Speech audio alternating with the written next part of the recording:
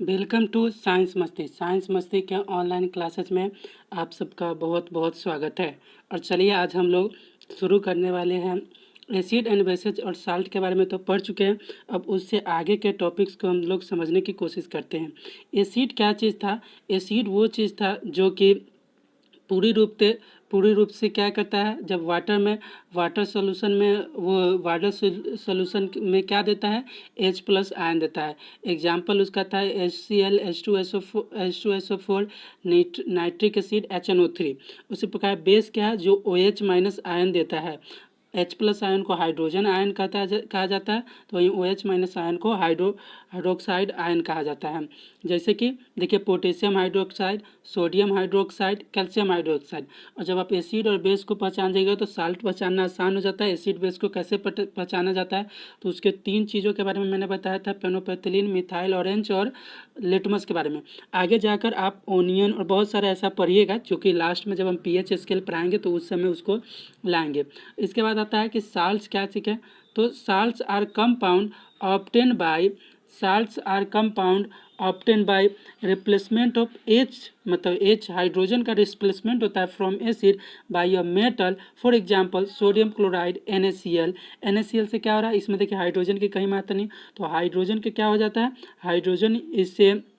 Hydrogen जो होता है इससे बाहर निकल जाता है। और इस प्रकार जो नया जो कंपाउंड बनता है उसको साल्ट कहा जाता है। साल्ट का एग्जांपल होगा sodium chloride, copper sulphate, potassium nitrate etc। और आपको इसके बारे में मैंने पढ़ा भी चुका हूँ, आप लोग उसका वीडियोज देख सकते हैं। इसका वीडियोज आप लोग को हमने पढ़ाया है आपको पिछला में, तो उसका भी वीडियो का लिंक मैं डिस्क्रिप्शन में दे दूंगा। अब चलिए यहाँ से हमारा टॉपिक शुरू होता है, strong and weak. Strong and weak क्या चीज़ है?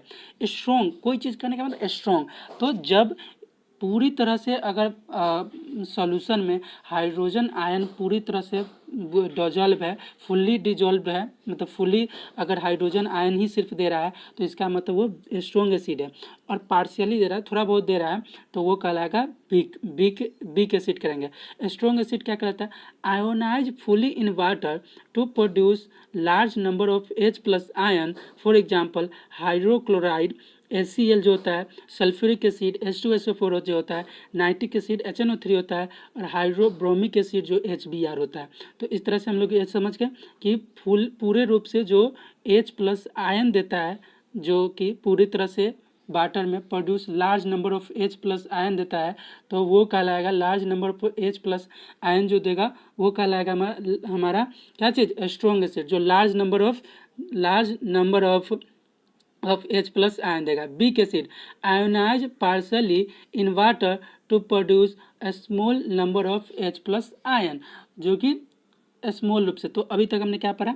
स्ट्रॉन्ग एसिड वो है जो कि पूरी तरह से H+ आयन देता है, और वीक एसिड वो है जो पार्शियली देता है, बहुत कम देता है H+ आयन, वो है। और आप जानते हैं कि जो वाटर सॉल्यूशन में H+ आयन देगा वही एसिड कहलाता है। नो डाउट, इसमें आपको दिक्कत नहीं होना चाहिए।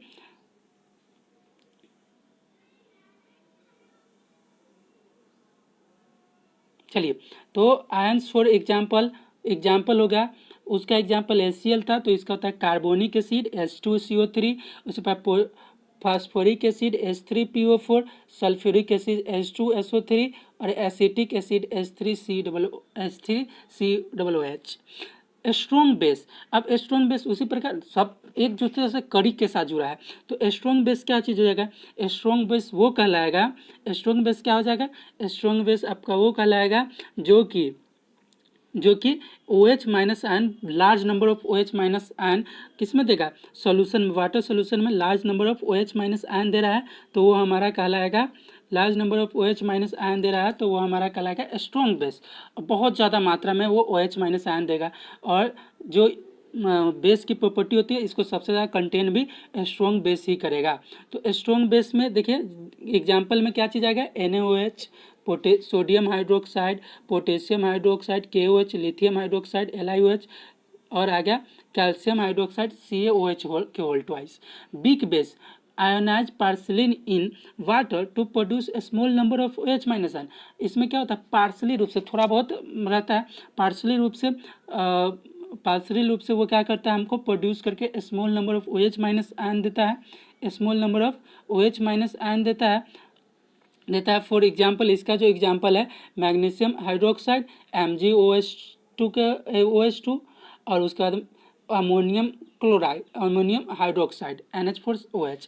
मतलब दो चीज़ हम समझ गए कि भाई स्ट्रॉन्ग होगा तो वो अगर बेस है तो OH माइनस फुल्ली देगा, लार्ज नंबर ऑफ देगा, और एसिड है तो H plus ion large number में देगा। अगर वीक है तो वो OH माइनस सॉरी, अगर बेस है तो स्ट्रॉन्ग बेस होगा तो वो OH माइनस फुल्ली देगा, अगर वीक बेस है तो वो AH माइनस पार्सली देगा। अब माइंड जो होता है रेस्टलेस बर्ड है, ये यहाँ पर थोड़ी रह जाएगा, पढ़ लिए स्ट्रॉन्ग बेस स्ट्रॉन्ग एसिड के बारे में। अब आ रहा बात कि कॉन्सेंट्रेटेड सॉल्यूशन और डाइल्यूट सॉल्यूशन की बात आ रहा है, इसके बारे में भी जानना जरूरी है।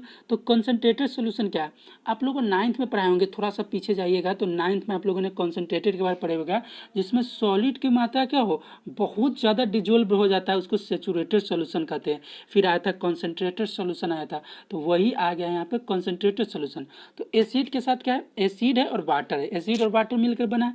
अगर एसिड का मात्रा ज़्यादा हो जाए, एसिड का मात्रा ज़्यादा हो जाए तो ऐसा सॉल्यूशन कौन सॉल्यूशन कहलाएगा, कॉन्सेंट्रेटेड सॉल्यूशन कहलाएगा। तो कॉन्सेंट्रेटेड सॉल्यूशन क्या है, ये जो solution in which large amount of solute, क्या होता है, large amount of solute is dissolve in less amount of water. मतलब सॉल्वेंट जो है वही लेस हो जाता है, लार्ज अमाउंट ऑफ सॉल्यूट जो होता है सॉल्वेंट मिलता है। चूँकि आपको मालूम है कि किसी भी सॉल्यूशन में क्या होता है, लार्ज अमाउंट सॉल्वेंट का होता है, लेस अमाउंट सॉल्यूट का होता है, पर जब उल्टा हो जाए तो ऐसे सॉल्यूशन को कॉन्सेंट्रेटेड सॉल्यूशन कहेंगे। अब आता है डाइल्यूट सॉल्यूशन, क्या चीज़ है, और डाइल्यूट सॉल्यूशन क्या, is a solution in which A small amount of solute is dissolve in large amount of water solvent. कहता है कि डाइल्यूट सॉल्यूशन वो है जिसमें स्मॉल अमाउंट ऑफ सॉलिड। अब देखो उल्टा हो गया सीधा, कि उसमें था कि इसमें जो चीज़ था इसका सीधा उल्टा हो गया, कि अब इसमें क्या है, स्मॉल अमाउंट ऑफ सॉलिड जो था वो डिजोल्व रहता है large amount of water, that is solution में। मतलब लार्ज अमाउंट में क्या रहेगा, इस बार वाटर रहेगा, उस जो कॉन्सेंट्रेटेड था उसमें लेस अमाउंट में था, तो उसमें जो लेस अमाउंट में था इसमें लार्ज हो गया। बस थोड़ा सा दिमाग अप्लाई करना, एक भी टॉपिक्स आपको दिक्कत नहीं करेगा, बस थोड़ा सा हमें क्या करना, दिमाग को अप्लाई करना पड़ता है। अब है acid have more amount of HCl and less amount of water. अब जो हाइड्रोक्लोरिक एसिड होता है, हाइड्रोक्लोरिक एसिड के बारे में कह रहा है कि उसमें जो है मोर अमाउंट ऑफ HCl है, उसमें more amount of hydrochloric acid है and less amount of water है। तो जब ये मोर अमाउंट ऑफ एसिड हो गया, लेस अमाउंट ऑफ वाटर है, दैट इज सॉल्यूट का मात्रा ज़्यादा होगा सॉल्वेंट की तुलना में, तो वो क्या कहलाता है, कॉन्सेंट्रेटेड सॉल्यूशन कहलाएगा। तो आ गया on other side dilute hydrochloric है। अब कोई पूछे भाई कि डाइल्यूट हाइड्रोक्लोरिक एसिड क्या होगा और कॉन्सेंट्रेटेड हाइड्रोक्लोरिक एसिड क्या होगा, तो हम कहेंगे भाई कॉन्सेंट्रेटेड हाइड्रोक्लोरिक एसिड कर रहे हो तो HCl की मात्रा ज़्यादा होगी और वाटर की मात्रा कम होगी। डाइल्यूट कर रहे हो तो एसिड की मात्रा कम होगी और वाटर की ज़्यादा होगी। ये क्यों कह रहे हैं कि आप इसको बाज़ार में या कहीं भी अगर इसको देखें कॉन्सेंट्रेटेड हाइड्रोक्लोरिक एसिड या कंसनट्रेटेड एसिड, तो उसका मतलब एसिड की मात्रा ज़्यादा है, उसको वो तुम्हारे लिए खतरनाक हो सकता है वो ज़्यादा। और जहाँ पर डाइल्यूट लिखो वहाँ पर हो, जैसे कि बैटरी में जो पानी रखा जाता है या कुछ पानी होते हैं जिनका यूज हम लोग भी करते हैं, उन सब में यही चीज़ रहता है, डाइल्यूट रहता है। For example concentrated H2SO4, dilute H2SO4, concentrated CH3COOH और डाइल्यूट CH3COOH। अब आता है डाइल्यूटिंग एसिड एंड बेसेज। अब क्या होता है कि डाइल्यूट कर रहे हैं एसिड और बेसिस को, if concentrated acid is mixed with water. अगर आप कॉन्सेंट्रेटेड एसिड को मिक्स कर रहे हैं वाटर के साथ, कॉन्सेंट्रेटेड ऑफ हाइड्रोनोमियन आयन डिक्रीजेज। अब ऐसे कंडीशन में जब भी एसिड और बेस को, हाइड्रोनोमियन आयन का मतलब होता है H प्लस आयन और OH माइनस आयन, इसकी मात्रा क्या होगी, कमने लगेगी जैसे ही वाटर की मात्रा ज़्यादा करेंगे। सो द एसिड और बेस बिकम्स डाइल्यूट। अब एसिड और बेस बिकम्स क्या होगा, डाइल्यूट। सीधा पहले ही बताया कि भाई डाइल्यूट में क्या हो रहा है कि डाइल्यूट में वाटर की मात्रा बढ़ती जा रही है।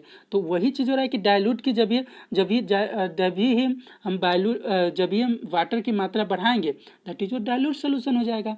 The phenomena of changing concentrated acid base into dilute acid respectively is a exothermic reaction. अब एक्सोथर्मिक क्या है भाई, याद होगा आपको मैरिज कॉन्सेप्ट में क्या हो रहा था कि जब आफ्टर द मैरिज क्या होता है कि फैमिली में बहुत ज़्यादा कुछ चीज़ होता है, वो उसके लिए आपको उसका कॉन्सेप्ट देखना होगा। सीधा ही आप समझिए, एक्सो मतलब नाम ही होता है, एक्सो मान एग्जिट होना, दैट इज इससे एनर्जी रिलीज हो। जब हीट रिलीज हो या एनर्जी रिलीज हो तो उसे हम लोग कहते हैं एक्सोथर्मिक रिएक्शन। तो अर्थात जब भी कंसंट्रेटेड सॉल्यूशन को डाइल्यूट सॉल्यूशन में चेंज करेंगे, वाटर को उसमें डालेंगे, तो वो प्रोसेस हमारा कहलाएगा, वो प्रोसेस हमारा कहलाएगा एक्सोथर्मिक रिएक्शन उसमें होता है। अब एक्सोथर्मिक रिएक्शन होता है तो कुछ भाई तुमको जानना होगा ना कि उसको करना क्या है। तो उसमें क्या करा, ऑलवेज ऐड कॉन्सेंट्रेटेड एसिड और base to water, not water to concentrated acid और बेस। कह रहा है कि कंसंट्रेटेड एसिड में वाटर को ऐड करो, ना कि वाटर में कंसंट्रेटेड एसिड को ऐड करो। ठीक है। अब ये क्यों होगा कि अगर मानो कंसंट्रेटेड एसिड है उसमें धीरे धीरे पानी डाल रहे हैं, कंसंट्रेटेड एसिड है उसमें धीरे धीरे पानी डाल रहे हैं, तो क्या होगा, थोड़ा सा टेम्परेचर इंक्रीज करेगा, वो हमारा काम हो जाएगा। लेकिन वाटर रखे हुआ उसमें अचानक कंसंट्रेटेड एसिड डाल देंगे तो क्या होगा कि जो सडनली हीट चेंज होगा, तो हो सकता है वाटर वेपर बनकर एसिड उसके साथ मिलकर उड़े, और चूंकि हम लोग ऐसे देखते रहेंगे तो ये सब पर हमारा क्या करे, सबको खराब कर देगा। क्या कर रहा है, when concentrated acid is added to water heat is release gradually जब कंसंट्रेटेड एसिड में वाटर को ऐड करते हैं तो क्या होता है, हीट जो होता है रिलीज होता है ग्रेजुअली, धीरे धीरे। This heat is absorb by large amount of water to increase its temperature. और ये जो हीट होता है ये अब्जॉर्ब कर लिया जाता है वाटर के द्वारा अपना टेम्परेचर को इंक्रीज करने के लिए। When water is added to concentrated acid, अब क्या होगा, जब कंसनट्रेटेड एसिड में वाटर में कंसनट्रेटेड एसिड किया जाएगा तो heat is release suddenly, heat क्या होगा, सडनली रिलीज होगा। This heat vaporise A small amount of water. अब ये जो हीट होगा स्मॉल अमाउंट ऑफ वाटर को वेपोराइज करेगा और वाटर टू स्टेम, और वाटर टू स्टेम मतलब जो वेपोराइज होगा वो स्टेम बन जाएगा, भाप के रूप में बन जाएगा, और जहाँ भी हमारे पड़ेगा उसको क्या करेगा, जला देगा, खराब कर देगा, उस स्किन को ही खराब कर देगा। With drops of concentrated acid, किसके ड्रॉप्स के साथ, कंसनट्रेटेड एसिड के साथ, which can damage our body, जो कि हमारे बॉडी को डैमेज कर। So always add concentrated acid to water, इसलिए हमेशा ही कंसनट्रेटेड एसिड को वाटर में ना कि not water to concentrated acid. ठीक है, सेम इज ट्रू विथ, यही बात बेस के साथ होता है।